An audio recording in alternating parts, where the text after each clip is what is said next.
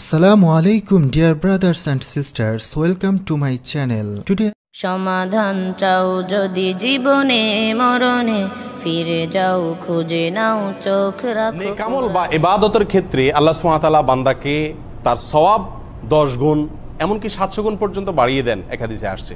কিন্তু গুনাহের ব্যাপারে আমরা জানি সাধারণত বান্দা একটি অন্যায় করলে তার জন্য একটি অন্যায় লেখা হয়, একটি অন্যায়ের শাস্তি তার প্রাপ্য থাকে, একাধিক থাকে না। সওয়াবের ক্ষেত্রে আল্লাহ তাআলা বাড়িয়ে দেন, এটা বান্দার প্রতি আল্লাহ সুবহানাহু ওয়া তাআলা যে আরহামুর রাহিমিন তার প্রমাণ। কিন্তু গুনাহের ক্ষেত্রে, অপরাধের ক্ষেত্রে এরকম একটা অপরাধ আছে। সেই অপরাধ প্রসঙ্গে মুসনাদে আহমদের এক হাদিসে বর্ণিত হয়েছে। মিকদাদ ইবনে আসওয়াদ রাদিয়াল্লাহু আনহু হাদিসটি বর্ণনা করেছেন এবং হাদিসটি বিশুদ্ধ সূত্রে বর্ণিত হয়েছে। রাসূল আকরাম সাল্লাল্লাহু আলাইহি ওয়াসাল্লাম একবার সাহাবা একরামকে জিজ্ঞাসা করলেন যে জেনা করা কারোর প্রতি এটাকে তোমরা কিভাবে দেখো? সাহাবা একরাম বললেন, ইয়া রাসূলুল্লাহ, এটা তো হারাম, আল্লাহ তাআলা হারাম করেছেন, বড় অপরাধ সমূহের মধ্যে থেকে একটা, অনেক বড় অন্যায়। নবী আলাইহিস সালাম বলেছেন, প্রতিবেশীর যে কোনো এক মহিলার সাথে জেনা করা অন্য 10 জন মহিলার সাথে জেনা করার চাইতেও বেশি জঘন্য। এবং তিনি আরো বলেছেন, প্রতিবেশীর কোনো কিছু চুরি করা এটা অন্য 10টা চুরি, অন্য 10টা ঘর চুরি করলে, ঘরে চুরি করলে যে অপরাধ হতো তার চাইতে বেশি অপরাধের। এভাবে নবী আলাইহিস সালাম দুটি পয়েন্ট শুধু বলেছেন, জেনা আর চুরির কথা। এভাবে আমরা যদি অন্যগুলাকে এর সাথে মিলায় নেই, প্রতিবেশীরকে কষ্ট দিলাম, তাহলে অন্য 10 জন মানুষকে কষ্ট দেওয়ার চাইতে বেশি অপরাধ। এভাবে অন্যগুলাকে আমরা মিলিয়ে নিতে পারি।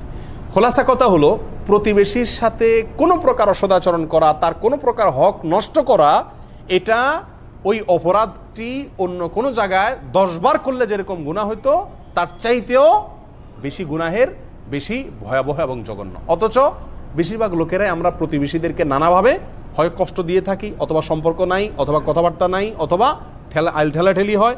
এক কথা, প্রতিবেশীর হক আমরা নষ্ট করে থাকি।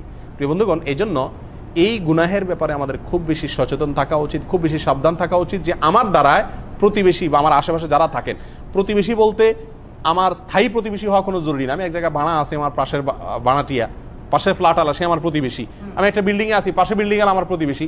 আমি একটা রুমে আছি, একটা সিটে আমি ভাড়া থাকি, ব্যাচেলর লাইফে আছি, আমার পাশের সিট আলা আমার প্রতিবেশী, আমার পাশের রুম আলা আমার প্রতিবেশী। এক কথা, আশপাশে যারা থাকবেন, আপনি বাসে কোথাও যাচ্ছেন, পাশের যাত্রী আপনার, তিনি আপনার প্রতিবেশী, আপনি তাকে কষ্ট দেওয়া এটা অন্য 10 জন মানুষের কষ্ট দেওয়ার চাইতে বেশি গুনাহের কাজ। তার কোনো হক নষ্ট করা অন্য 10 জনের হক নষ্ট করার চাইতেও জঘন্য কাজ।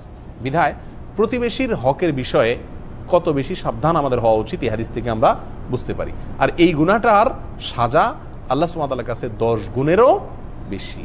আল্লাহ তাআলা আমাদের সবাইকে প্রতিবেশীর হকের উপরে বেশি বেশি সাবধান হওয়ার তৌফিক দান করুন। জাযাকুমুল্লাহ।